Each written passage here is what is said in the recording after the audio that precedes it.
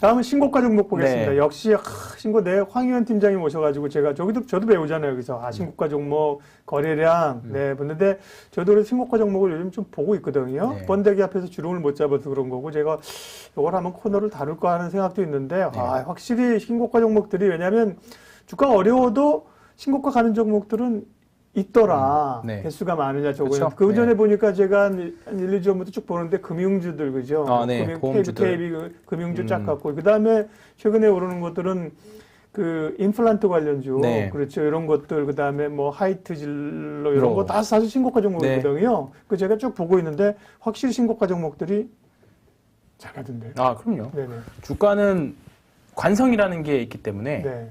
저는 이제 특히 대형주 같은 경우에는 상승 관성도 세고 하락 관성도 세다고 봐요. 그러니까 이제 어떻게 보면 그 주도주 대형주에서 결국 주도주가 나오기 때문에 주도주는 그 수급을 몰고 쫙 가는 거기 때문에 올라갈 때도 수급이 가다가 안 사더라도 그 관성 때문에 더 추가적으로 더 가는 그렇죠. 거고 하락도 마찬가지인 네. 거고. 근데 이제 공부를 해야 되는 게 그전에는 신고가 하면 뭐 52주 신고가만 대표적으로 보거든요. 근데 네. 이제 리처드 데니스 얘기하시면서 20일 신고가 얘기를 네. 하셔가지고 그 책 다 읽었잖아요. 네. 20일 신고가, 뭐 5일 신고가 이렇게 비교해서 쫙 네. 보니까 훨씬 더 확실히 뭘 초기에 발견, 알고 접근을 하니까 눈에 잘 보이더라고요. 네. 그러니까 초기에 결국 52주 신고가 가는 종목들은 4주 신고가를 거쳐서 거쳐서 가는 거잖아요. 그렇죠. 그러니까 4주 신고가 가는 것 중에서 우리가 맨날 50주 신고가 가서 따라잡으면 너무 높은 거 아니냐 그렇게 하는 것보다 네. 4주 신고가 가는 종목들을 매일매일 서칭하면서 얘가 52주 신고가를 갈 수 있는 포텐셜을 가지고 있느냐 그걸 공부를 하자는 거죠. 네. 근데 지금 이제 대표적으로 가능성 있는 게 하이트진로. 네. 아까 또 말씀하셨던 예. 것처럼 이번 주에 재밌는 리포트가 있었죠. 보복음주라는. 네. 사실 이제 보복 소비와 관련해서 조금 이제 얘기가 나오다가 사실 좀 안 좋은 얘기도 같이 나오긴 합니다. 미국 뭐 이제 지원금이 곧 나오긴 하는데 그거 지원금을 가지고 소비를 한다기보다 뭐 대출 갚거나 그냥 뭐 저축한다거나 그런 얘기도 좀 같이 있어서 조금 이제 좀 무조건적인 보복 소비는 아닐 거다라는 얘기도 좀 같이 나오긴 하지만 어쨌든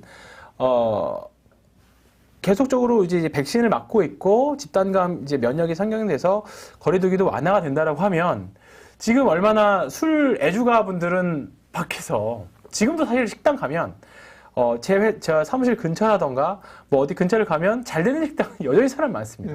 여전히 술 많이 드시고 특히 예전이랑 좀 많이 달라졌다는 느낌이 뭐냐면 대리 운전 잡을 때 잘 안 잡힙니다. 10시에 안 잡히는 거죠. 네. 옛날에 밤 12시 반에 안 잡혔는데. 네. 요즘은 잘 안 잡혀요. 어쨌든 10시에 잡혀도. 대리기사는 안 잡힌다. 안 잡힌다. 그만큼 최근 한두 달 전만 해도 대리운전 기사분들이 잘 잡혔거든요. 네네. 근데 며칠 전에도 안 잡혀요.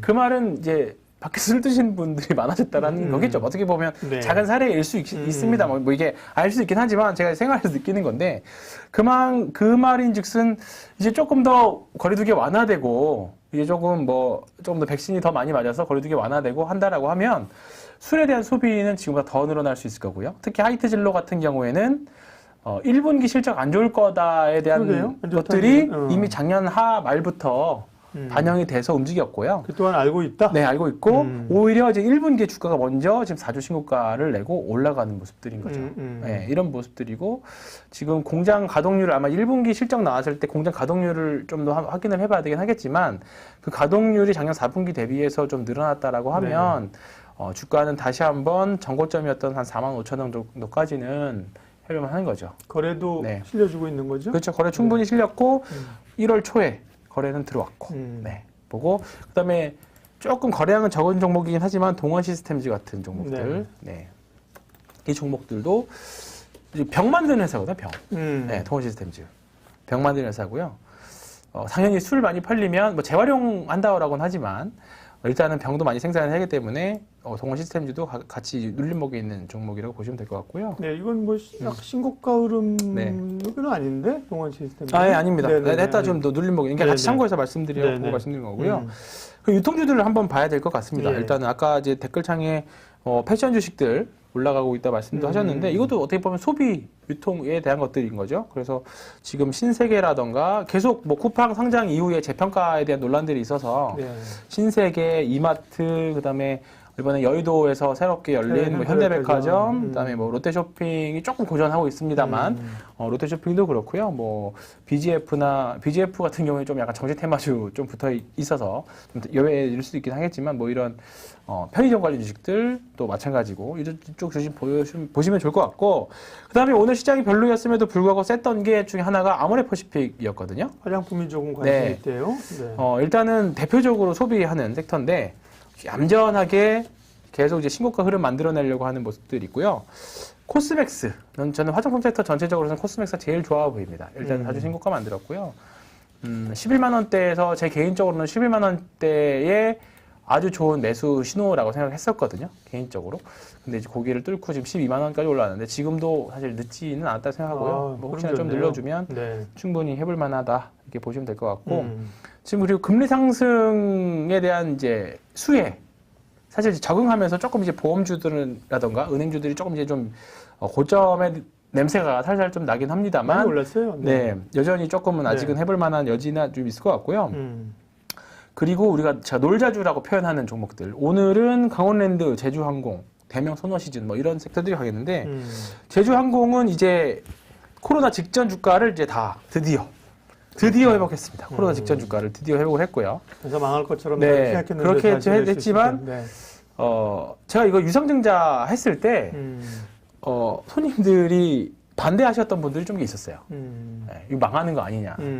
근데 조금 그래도 다행히 그때 유상증자 받자라고 해서 했던 분들은 이제 다 충분한 수익권까지 들어왔고 주가는 이제 52주 신고가 영역을 이제 드디어 어제 통과를 했고 이제 가고 있는 거죠. 근데 여김없이 11월 달에 거래량만 보고 접근했었어도 그러네요. 네.